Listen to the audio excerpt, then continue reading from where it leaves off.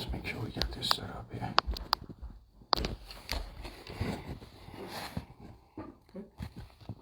I think it's good.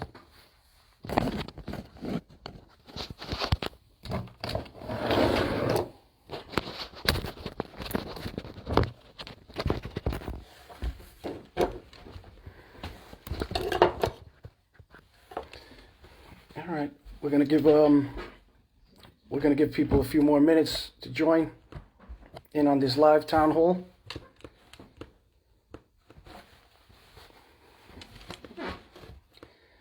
I'm doing it off my phone. I tried off my laptop and I couldn't get it, so I apologize for that, but here we are.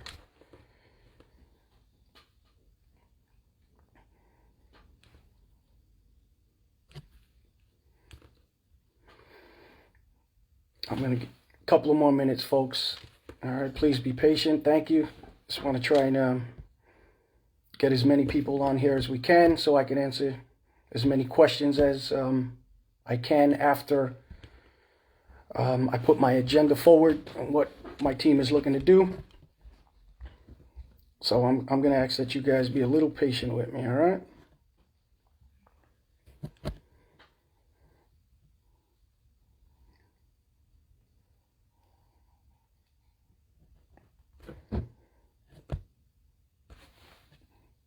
All right. You know what? I'm going to start. I know, first of all, thank you for taking time out on your Saturday. I know it's a holiday weekend, Holy Saturday, and and I appreciate you joining me. I'm sure people have a lot of questions. Let me put my agenda out there. I'll try and answer as many questions as I can, as I always do, and we'll go from there. All right. So, as you guys know, my name is Paulie Navarro. I'm running for TWU president. Just a quick background on who I am. I'm a track worker. I was hired in '93. I held several titles in the union. I'm vice chair all in track, vice chair, recording secretary, chairman, subway safety director, e-board member, and international e-board member. I'm a track worker. Grew up in Coney Island. Oh, sound. Does anybody hear sound? Anybody not hearing the sound?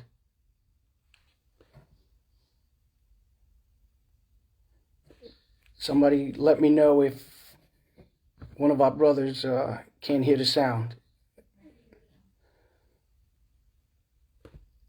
Everybody else okay? All right, I'm going to continue. So, yes, we hear you. Okay, great. Thank you. So, as you guys know, I'm running for TW president. I'm going to put my agenda forward. Some of you don't know me, but a lot of people in track know me. And what I'll tell you about me is I'm no nonsense when it comes to management. Everybody knows that in track.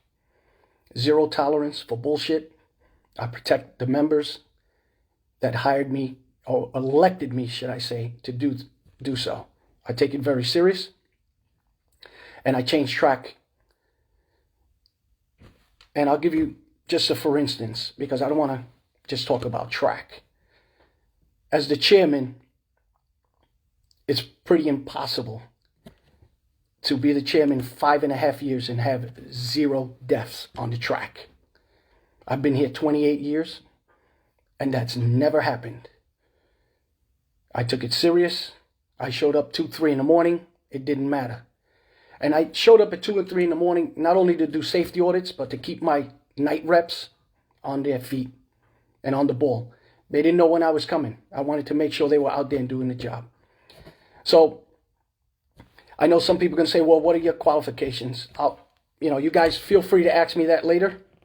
Let me just get through this agenda, and then we'll discuss it. I'll answer whatever I can. Put the question out there. If I don't have the answer, I'm going to tell you I don't have the answer, and I'll get back to you. But I'll try and answer everything I can. As we know, wages, everybody wants wages. Hey, listen, I'm for wages, of course. We're going to try and get the best wages we can. But we got to be very careful with wages. The company will give you they'll say, all right, we'll give you 7, 7, and 7, but we don't have any money left over to give the family health care of the member.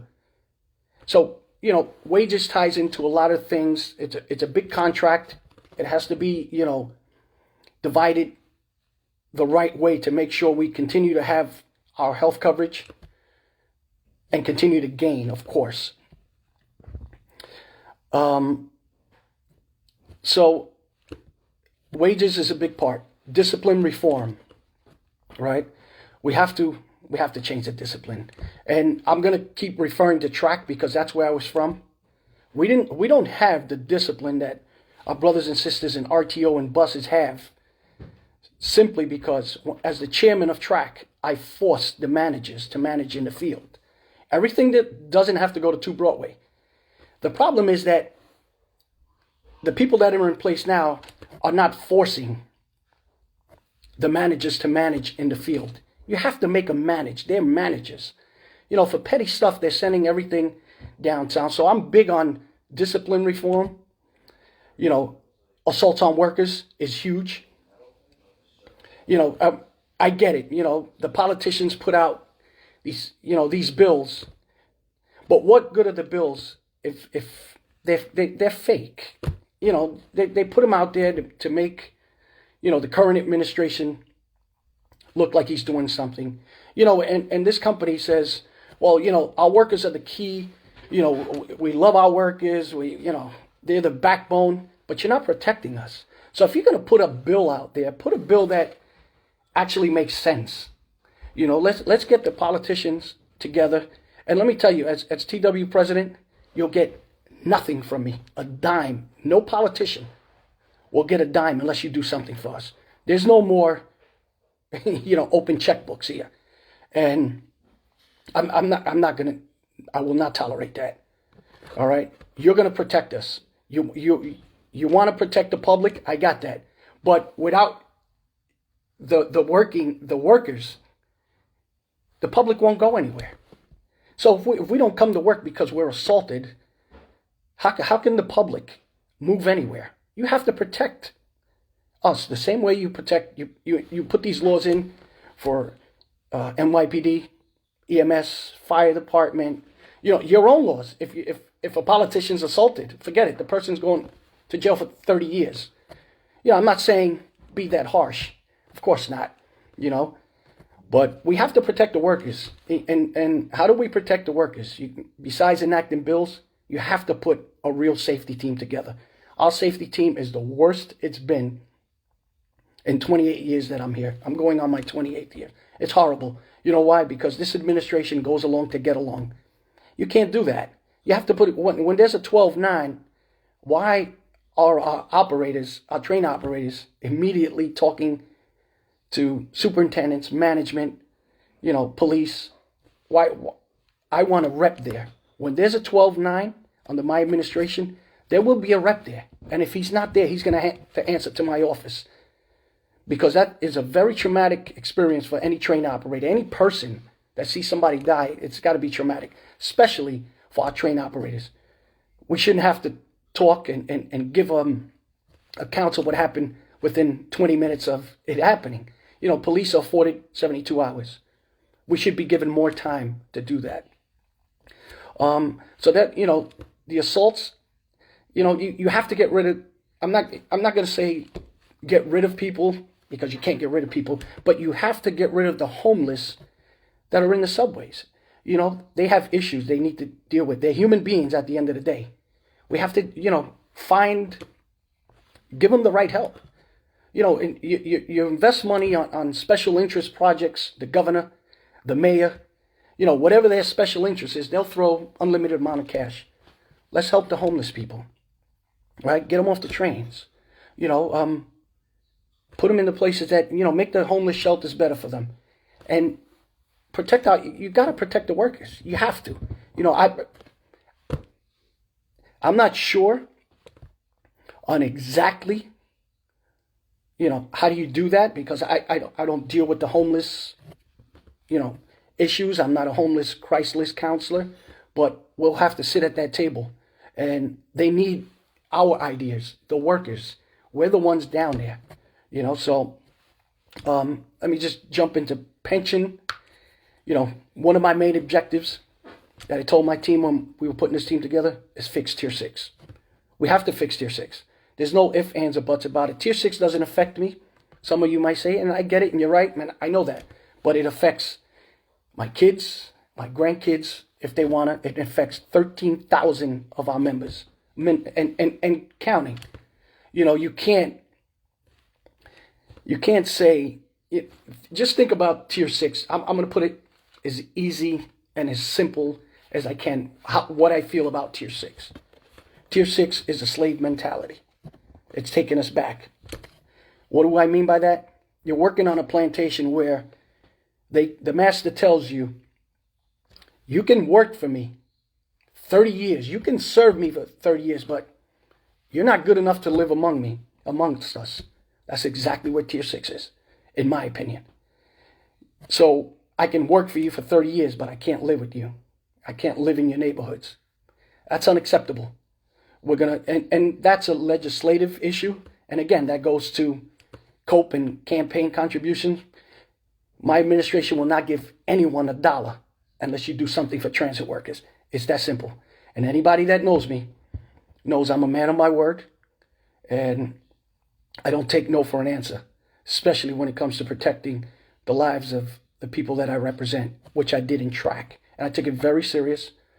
And we have to fix Tier 6. There's no ifs, ands, or buts. We're going to get the right people, and we're going to stay up in Albany until we get it done. We're going to assign, my administration will assign people up there. Simple. It's going to be simple. What I'm going to tell my people up there, don't come back to this union hall unless it's fixed. Stay up there as long as it takes to get Tier 6 fixed. We need this done ASAP. There's too many of our members that have families. They're single mothers, single dads. You can't retire on a $37,000 pension in New York City. It just doesn't happen. I'm going to go into women's issues. I'm a champion. I will champion for women's rights. I did it in track. And I'll give you a quick example how I did in track. They didn't have locker rooms for our sisters. Okay? So they report to one location and they have to go change in another. Well, guess what? You're going to pay them every night. Travel time back and forth. Extra money. You're going to give them a facility that is safe. And you're going to have somebody travel with them. They're not traveling alone. Most of our sisters work at night in track. And it's dangerous. It's dangerous for anybody. Men, but especially for women. More vulnerable, So, we changed that. We changed that in track. We made them, we created facilities for our sisters. So another thing which is really, really, really gets to me is when we have one of our sisters that her and her spouse and her and her significant other want to extend their family and the way they're treated. How is it that only a few pregnant transit workers are allowed restricted duty? So you're going to pick and choose which ones, or our sisters to say, wait a minute, we can't have a baby yet because there's no spots left for restricted duty. Doesn't work that way. Not under my administration. I'm going to fight for restricted duty for all our pregnant sisters. Whatever their restrictions the doctor says they have, that's what it'll be. You can't pick and choose. And how is it that our sisters only get 2 weeks, after having a child, and they come back? I mean, obviously I've never had a kid. My wife's had kids. I got 5 kids. Who I'm, and I love being a dad, and to me that's the best job in the world. And I'm sure our brothers and sisters feel the same way. It's the greatest job on the planet. But how is it that in New York State, in New York City, there's 8 to 12 weeks, up to 8 weeks paid, 12 weeks FMLA, and we get 2 weeks? So I'm not a doctor, but if one of our sisters has a cesarean, are you telling me that she's going to be able to work in 2 weeks? after, that's a major surgery. I don't see it. So I'm going to champion for that. I'm going to fight for that. I'm going to fight for restricted duty.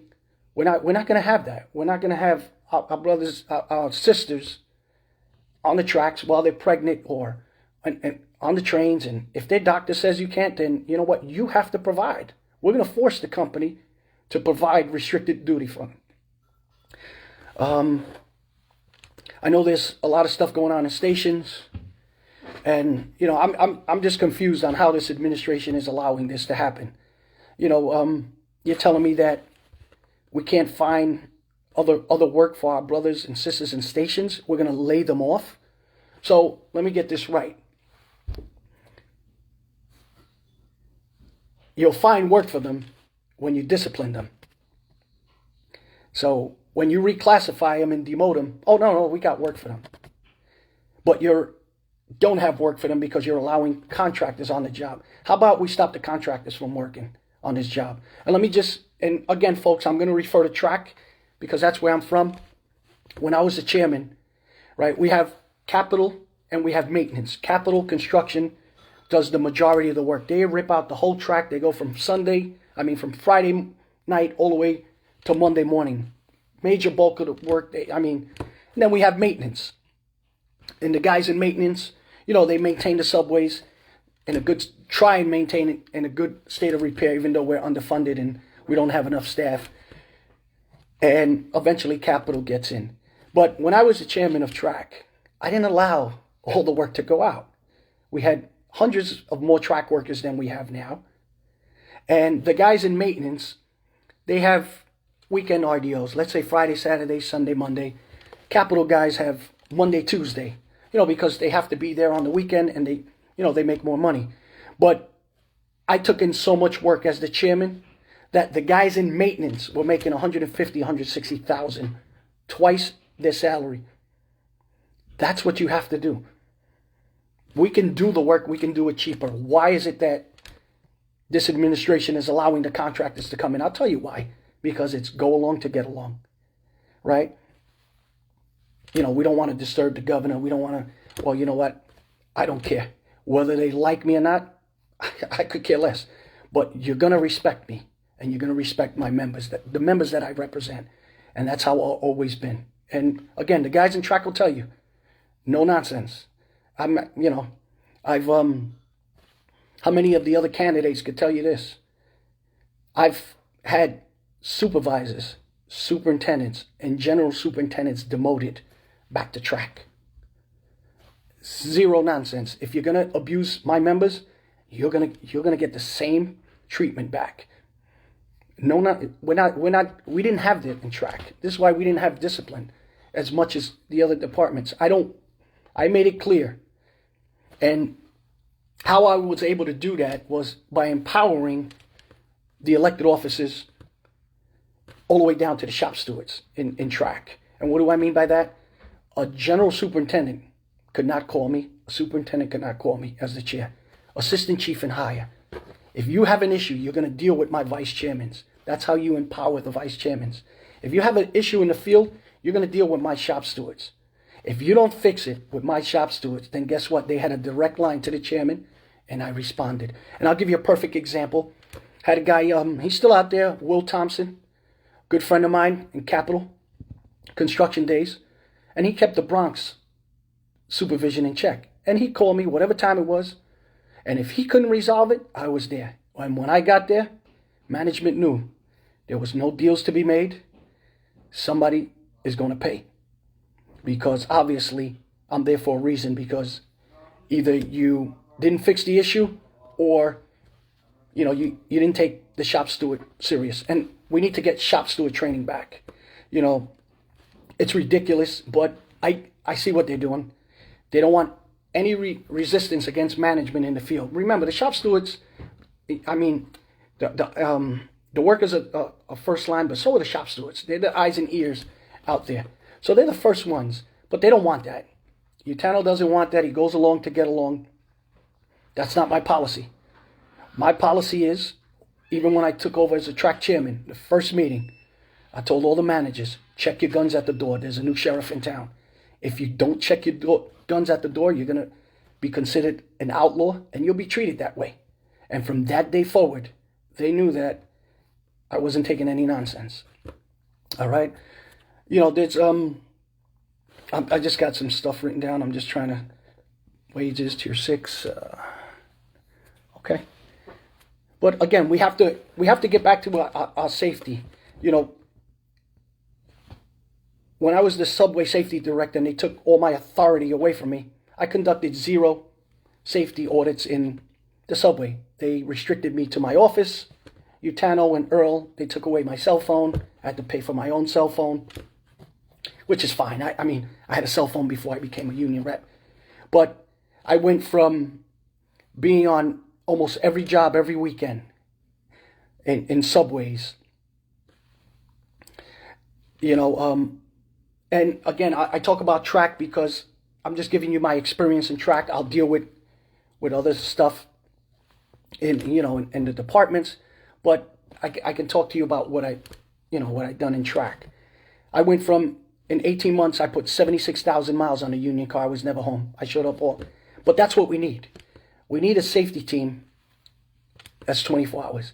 Also, we need member services. How many of you brothers and sisters work 3 to 11, 10 to 6, outside normal business hours? And you call member services and you get an answering machine. And it happens in the daytime and during regulatory. You call and you get an answering machine. Well, I want to change that. I'm going to change that. We're 24 hours. Our member services should be 24 hours. 8 to 8, from 8 at night, from 8 in the morning to 8 at night, from 8 at night to 8 in the morning. There should be somebody that you can speak to.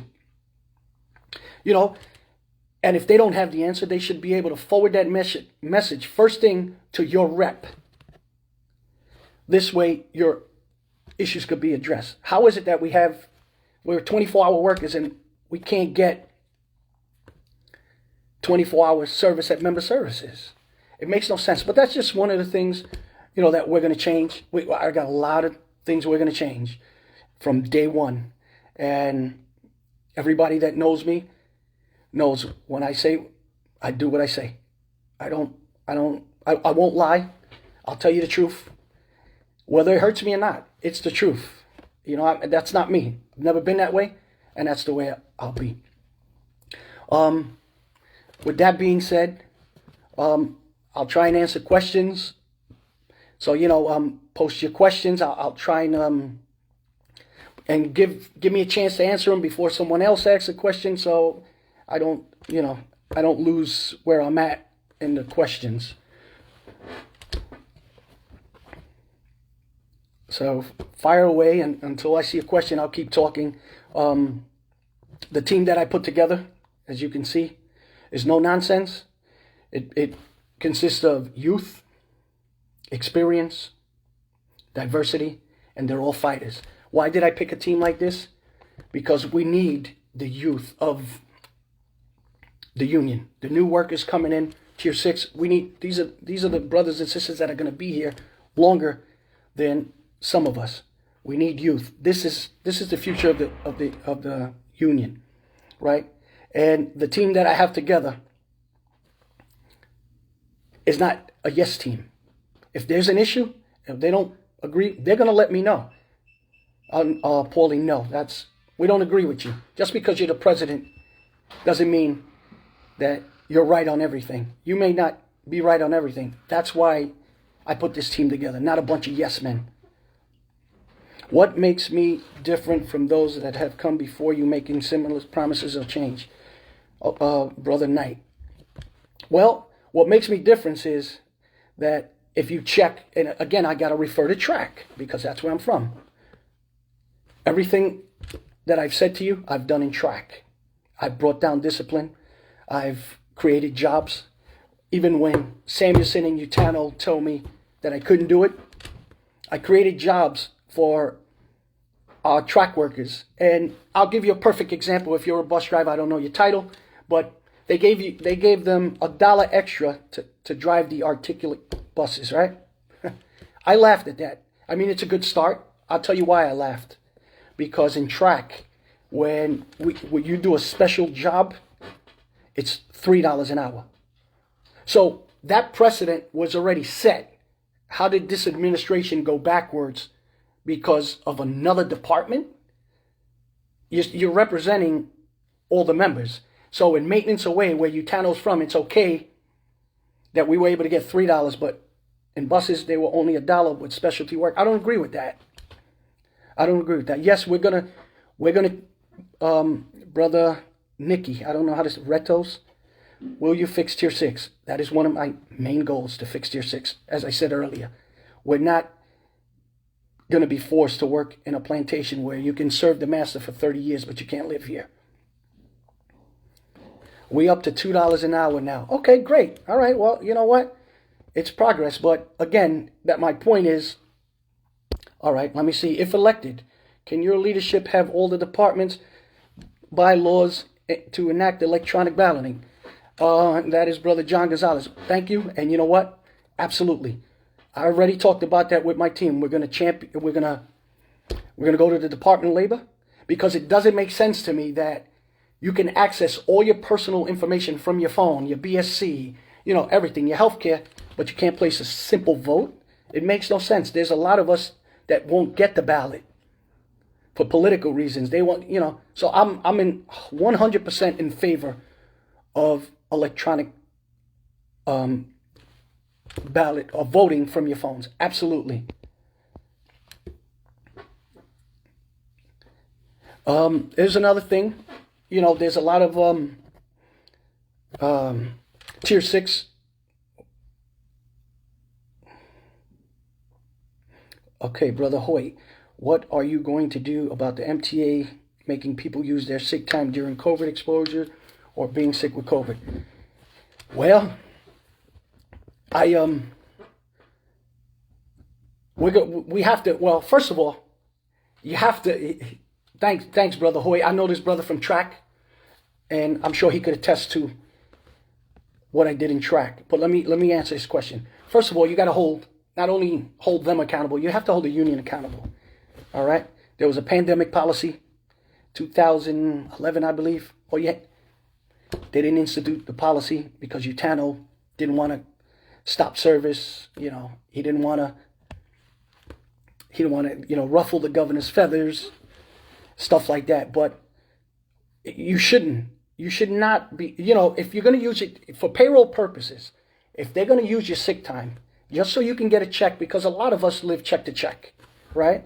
I understand that, but it has to be reimbursed. It's no different from a workers' comp case. If you get injured, and that's something else I apologize, I forgot to talk about.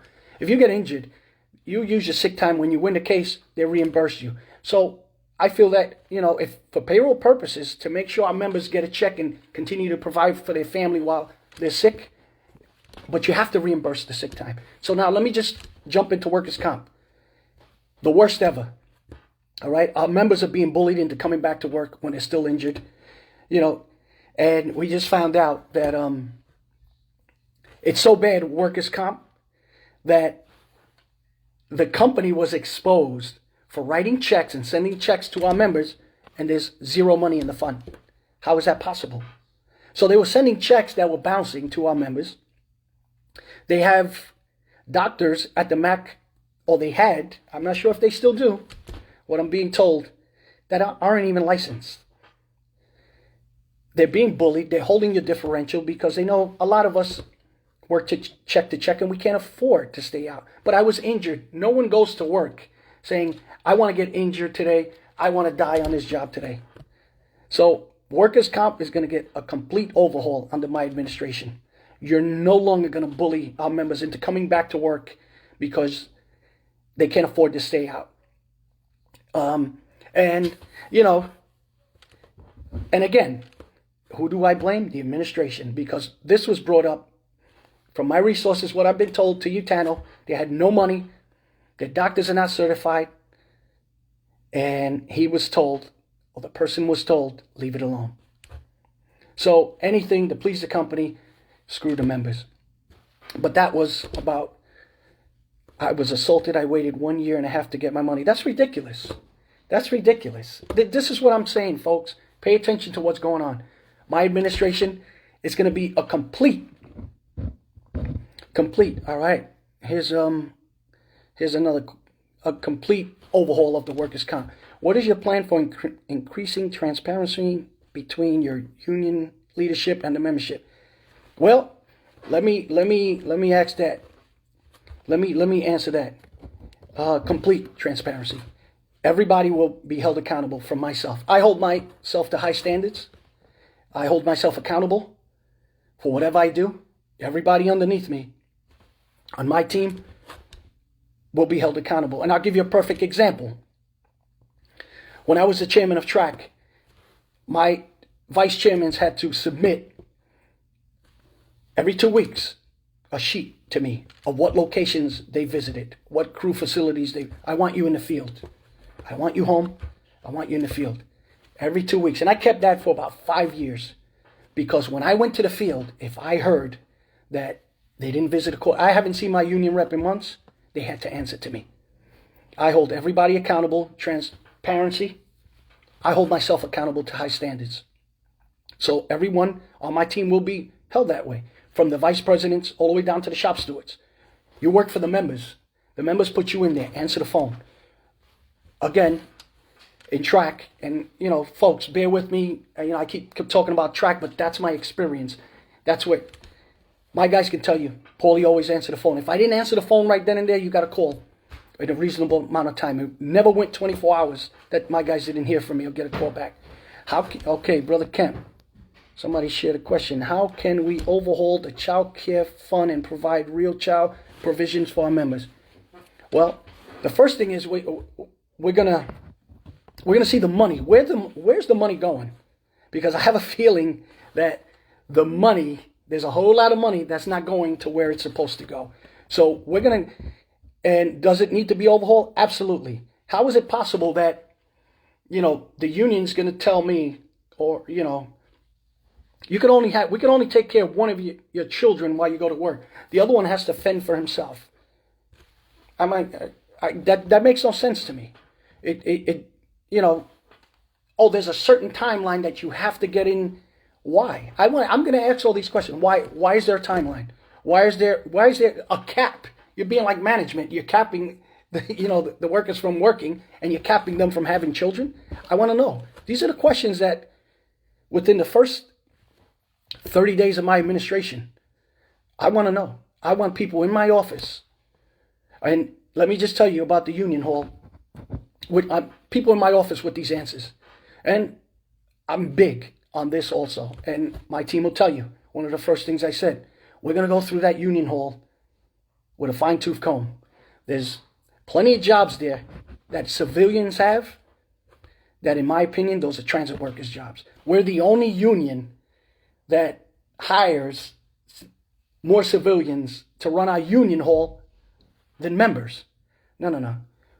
Those jobs are going to be reviewed.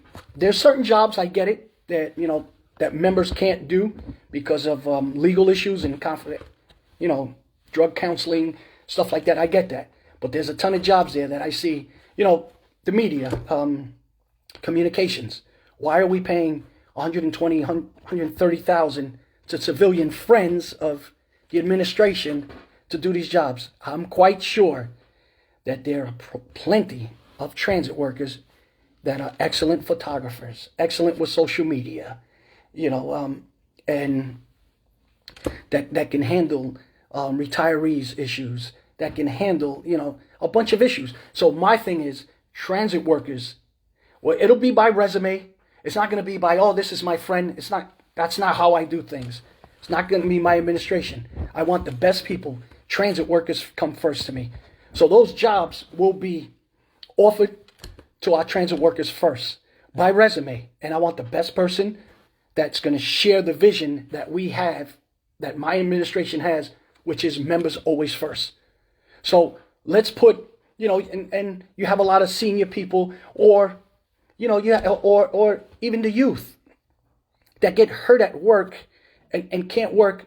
But you know what? This guy knows how to do electrical. This guy knows how to do plumbing. We need maintenance people. Why are we paying outside contractors to do jobs that our members are qualified? So it makes no sense to me. So there's going to be a complete overhaul, and we're going to streamline those jobs, and transit workers will be offered it first. It's that simple. Let me keep going here. How about hazardous pay for us? Continue to provide service, getting sick. I agree 100% with hazardous pay. You know what, Yoshi Molina, I agree. We're going to fight for that. But the difference with our fight is we're going to fight a real fight. I'm not going to, anybody that knows me, I'm not going to just tell you something just to tell it to you. I'm not that type. I'm not going to say things that, oh yeah, just tell them what they want to hear. That's not the way I've been. I've never been that way, and I won't be that way. We're gonna fight to get these things done. We brought the Superstorm Sandy, snowstorms, derailments, the pandemic, most importantly. But we don't get hazardous pay. We're entitled to it. It's not something that we should have to beg for. We're entitled to that. So absolutely, we're going to fight for that. And again, I'm not saying this just to say it. Anybody that knows me, that's not the way I am.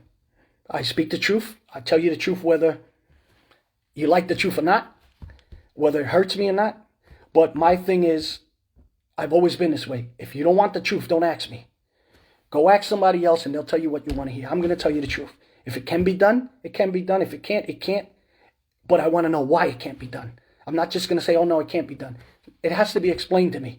And it has to be acceptable to me and to the members. If it's not, then we're going to keep fighting. I work for the members. I've always have. Okay, let me just keep going here. Bike lanes and bus lanes shouldn't share the roadways. Dangerous for both rookies, right? Okay. I understand. But can you get it passed? You don't seem like it. Well, okay, John Gonzalez, we can get it passed because it's from the Department of Labor. You go to the Department of Labor and you say, we want electronic voting. And we'll have the best people, the IT people, to make sure everybody's identity and everybody's protected. But then it goes out to the members because we have to change the bylaws. So the Department of Labor won't control our bylaws. We just have to get their approval, and we will get their approval. Especially during the pandemic. If people don't, some people are still uncomfortable with going outside, and some people still uncomfortable with touching their mail, and I get it. But it's not up to the Department of Labor. It'll be up to the members once we change the bylaws. So the members will have to vote on that. All right. Tawana Jordan. Yeah, that's not a question. To open our own child care centers, even every borough. Okay, here's something. Tawana Jordan. I hope I said your name right. We have qualified members with degrees in education, and we need to open our own. I agree, and I said that. And we had a track worker. I had a track worker working next to me that has a master's degree in education, and I'm like, wow, this guy has a master's degree and spent tons of money, and there's no work available. But you know what? I'm glad he's there because we can champion and open our education department for persons and brothers and sisters like him. I agree with you, Tawana, that have degrees. But this is my point. This is what I said before. This work is going out to civilians that are not even qualified. You have people, I'll give you a perfect example. One of the attorneys, who might be the director of one of the attorneys, of all the attorneys, Deidre, I forgot her last name, whatever her last name is. She was a real estate lawyer. And they brought her in to handle union issues. Why? Because she was related to Samuelson's driver, Joey Hayden. So this is my whole point. Enough of that favors and this is my friend. No, we're going to bring qualified people to serve the members. And some of the civilians they have up there, even in communications, and I was an elected officer. I was a chairman, and I would speak to him, and he'd look right through me like I didn't even exist. I'm like, wait a minute, you work for us. You're supposed to provide, but they think they're better than us. That's going to change. All right.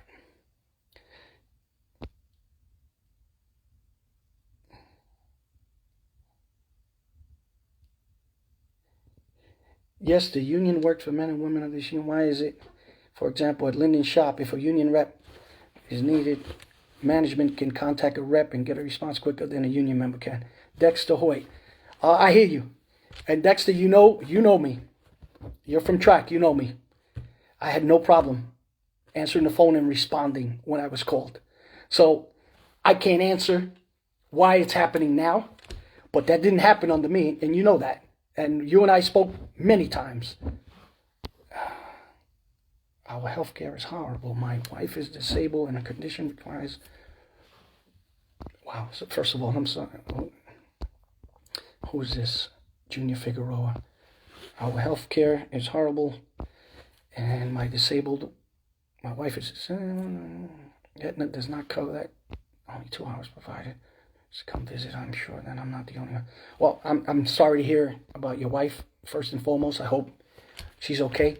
But these are the issues that we need brought to the table.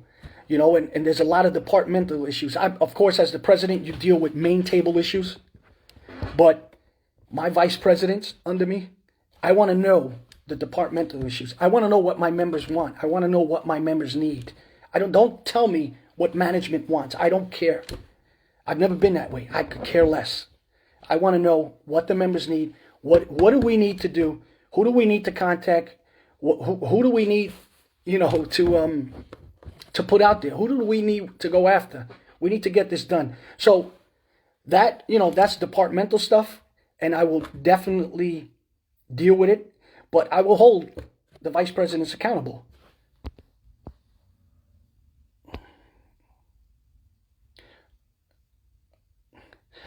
Are you afraid of challenging the Taylor law, Dwayne? Absolutely not. Absolutely not.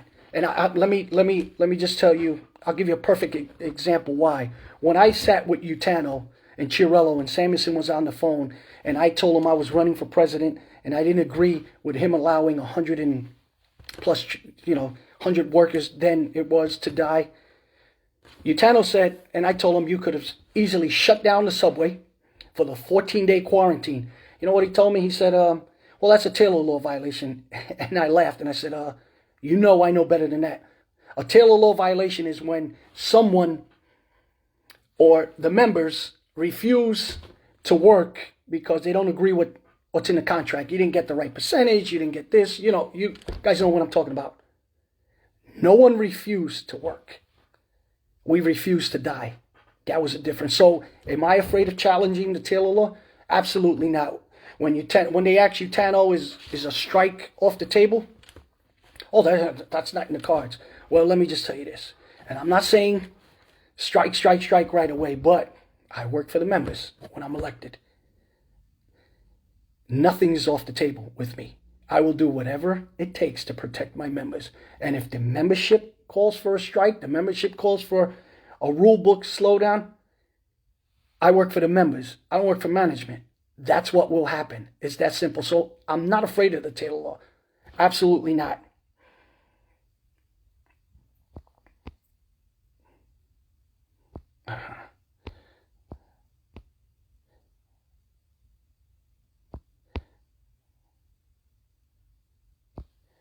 I agree. With Joe Campbell, electronic balloting can only happen by getting rid of this union leadership. They don't want it. They don't want it. And I spoke to Joe Campbell. As you guys know, he's part of my top 4. And that's one of the first things we discuss. How do we get member participation? If we can get everybody to come down for Family Day and why, or thousands and thousands, why can't we get people to vote?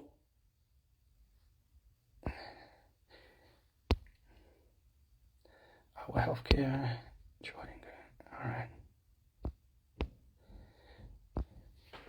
I agree with Brother Roberto Martinez. I'm trying to get to questions.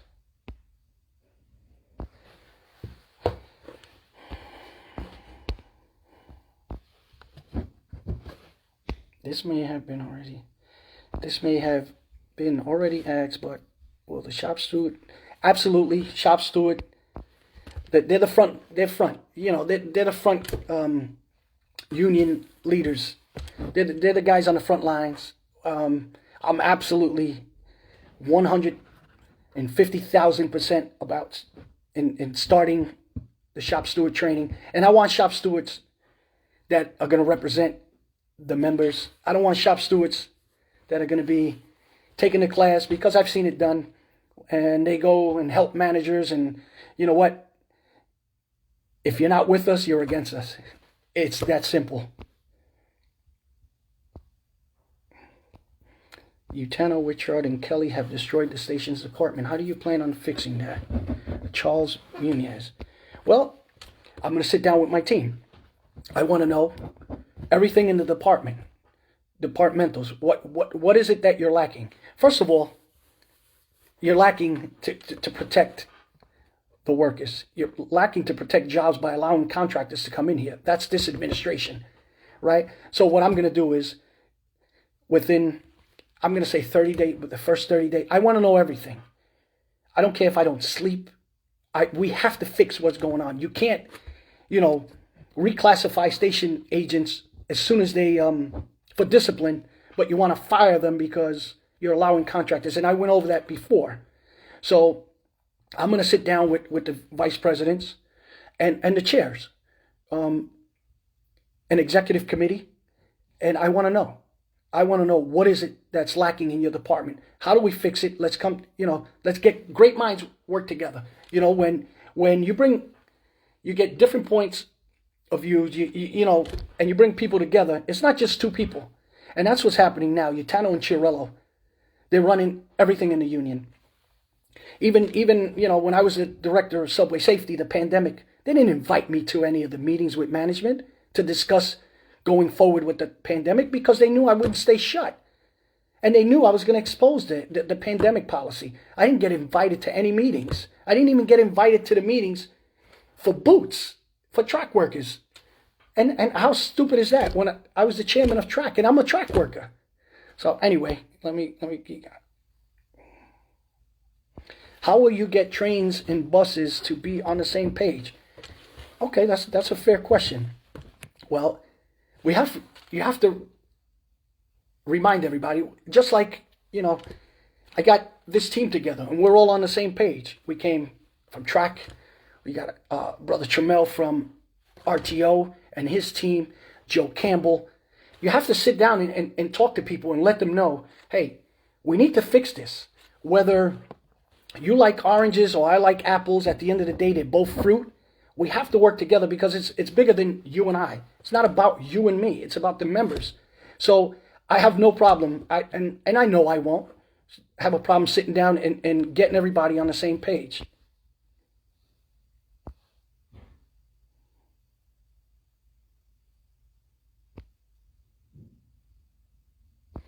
Okay, can you explain the history of safety stand-downs in the union and how and when they should be utilized? Okay, that's a great question.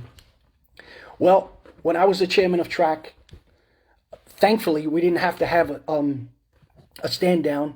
Usually a stand down occurs when there's a serious injury or a fatality.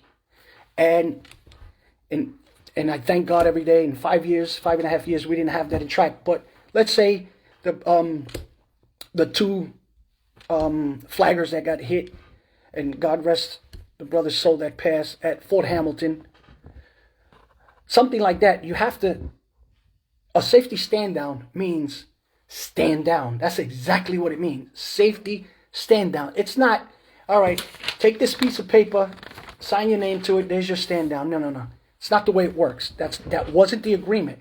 The agreement is nothing moves for 24, 48 hours in the subway, let's say, if that's where the fatality happened, which is usually the case, right? Nothing moves. You have to, you can't, everybody has to sit. There'll be no one allowed on the tracks, all right? So if there was a fatality or, like what happened, there's no right-of-way work will be done. Everybody has to be brought in. Everybody has to know what happened. Everybody has to know what precautions will be taken to prevent another tragedy. And until everybody has gotten that training, then the work can commence on the right of way. As far as being on the track and not being allowed, to be hit by a train. And, we have to, that's the way it works. It's not, take this piece of paper or sit in a corner and I'm going to read you the rule of the day. And a stand down is supposed to be a stand down. No one's allowed on the right of way. Discuss what happened. Discuss what measures can be taken to prevent it. What new rules were in place, and what to look forward to.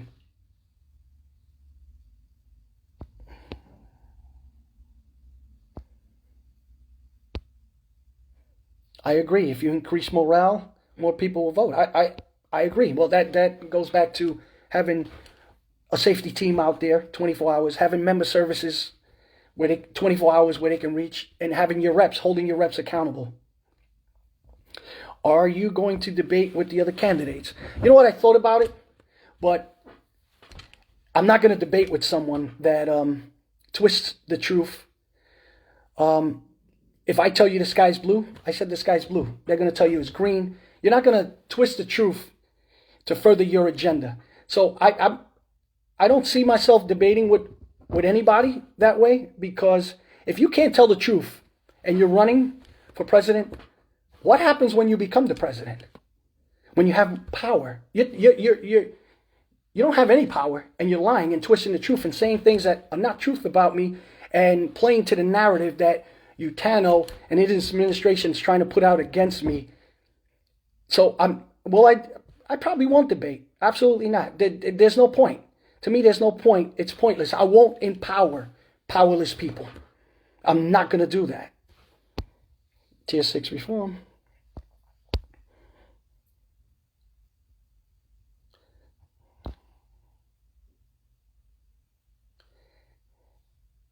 What kind of relationship will your administration have with the international, considering they are anti-progressive change? Well, you know what? Let me tell you how. Well, you're right. They are totally anti-progressive change, because we just had the winter meeting in March or whatever. It usually goes in February. They go away. It's a 2-3 day for the International Executive Board, and I know they don't like us because they didn't even release me to attend a Zoom meeting, and I'm elected to the International Executive Board, but they know, the International knows who holds the power in the voting. Local 100 does. We send the most delegates. So you're gonna work with us. You're gonna work with us. It's that simple. Whether you like it, if not, we'll vote you out. I don't owe anybody anything. The only people I owe are my brothers and sisters in track that, put me in a position to be where I'm at now, and and voted for me and trusted me with their lives, and I protected their lives, and that's what I did.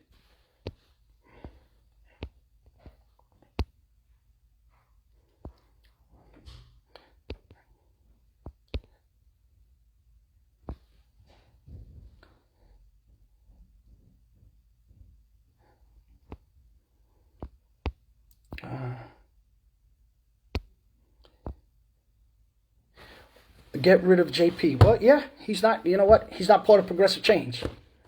He's not. So I agree with you,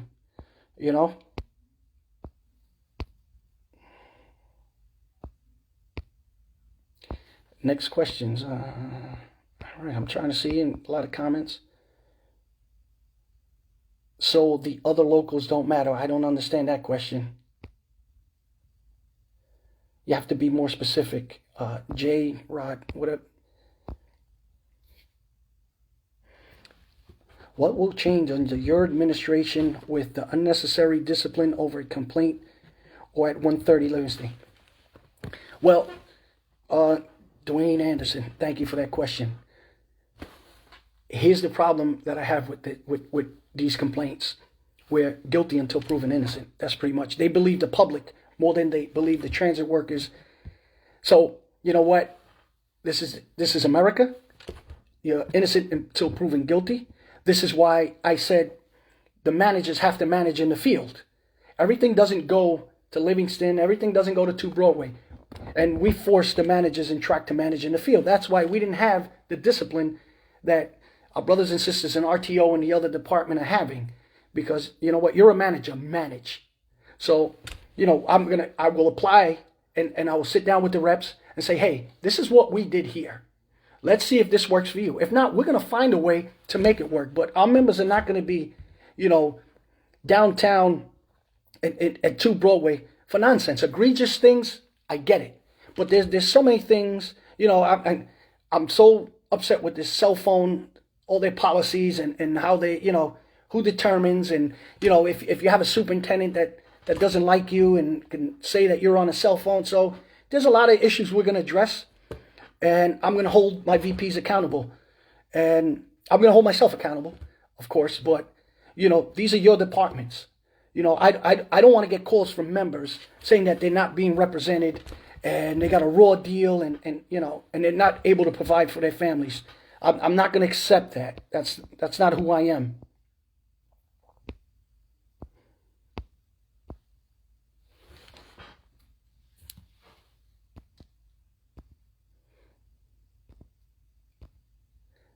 That's funny. Hey, Paulie, it's true you support Trump. You know what?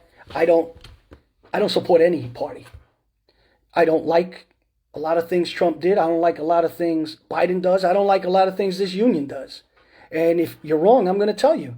And if I like something that you've done, then I'm going to tell you that as well. But I don't favor anybody. You know who I support? I support my members. I support my family. That's what matters to me. Because to these big politicians, they don't know who I am.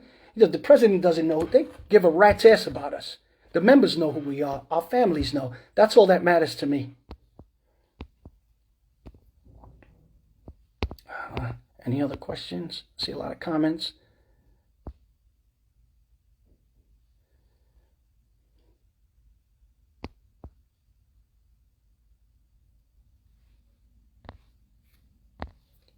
All right. I don't see any more questions. All right, guys. Well, I want to say thank you. I want to wish everybody a happy Easter. Please be safe. You know, I just want to remind you what happened last Easter. You know, I responded to the Bronx where one of our brothers was stabbed a bunch of times. So all our brothers and sisters that are still working, you know, be careful out there, you know, that are working the holiday. And, you know, look out for one another. All right, have a great Easter, guys. Thank you very much. God bless you guys. Bye.